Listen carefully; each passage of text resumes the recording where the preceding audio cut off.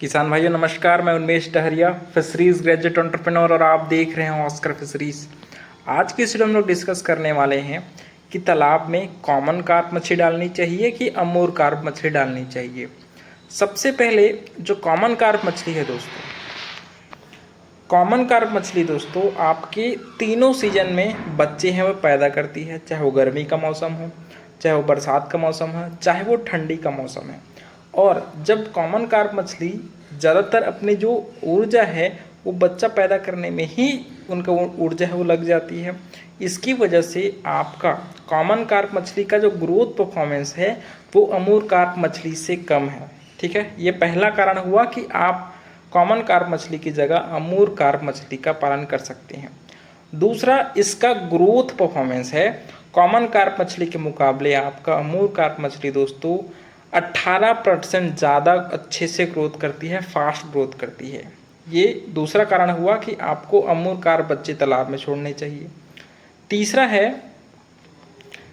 है कि आपका जो कॉमन कार्प मछली है वो 200 ग्राम से ऊपर होते ही, 200 से 250 ग्राम होते ही वो मछली ब्रीडिंग करना, प्रजनन करना शुरू कर देती है, जिसकी वजह से सारे जो मछलियां हैं वो छोटी रह जाती हैं, है ना।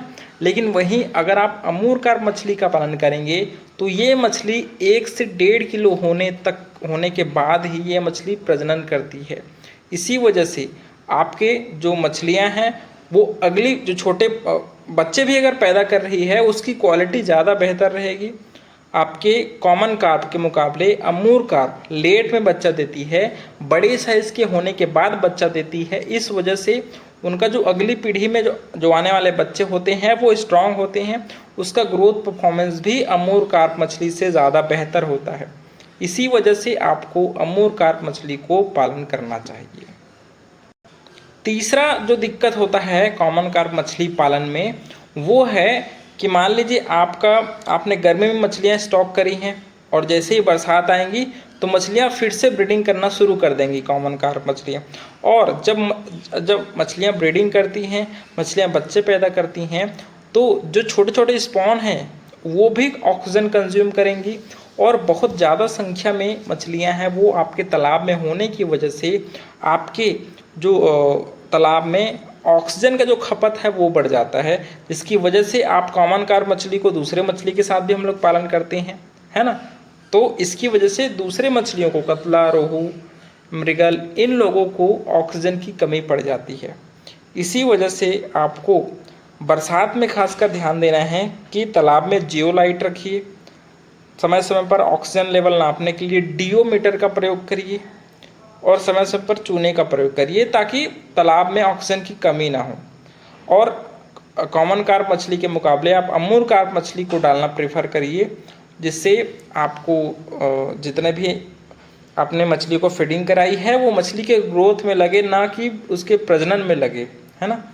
और कोशिश करिए कि तालाब में ऐसे मछलियों का स्टॉक करिए जिसका साइज़ थोड़ा सा बड़ा हो। छोटे साइज़ की मछलियाँ तालाब में स्टॉक करने से बचें। तो किसान भाइयों, ये रहा कि आपको अमूर कार्प पालन करना चाहिए कि कॉमन कार्प मछली का पालन करना चाहिए। इसका उत्तर आप अमूर कार्प पालन करिए। इसका ग्रोथ परफॉर्मेंस, इसकी जो फीडिंग की जो फ्रीक्वेंसी है वो भी कम होती है और सारा जो एनर्जी है वो मछली अपने ग्रोथ में लगाती है, ना कि ब्रीडिंग में। इसकी वजह से अमूर कार्प मछली आपके मछली पालन के लिए ज़्यादा बेहतर है। तो किसान भाइयों, अगर आपको वीडियो अच्छा लगा होगा तो वीडियो को लाइक ज़रूर करिए।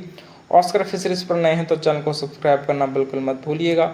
मिलते हैं अगले वीडियो में, तब तक के लिए बड़ों का सम्मान करिए, छोटों का प्यार करिए और खुद का ढेर सारा ख्याल रखिए। Thank you, thanks for watching.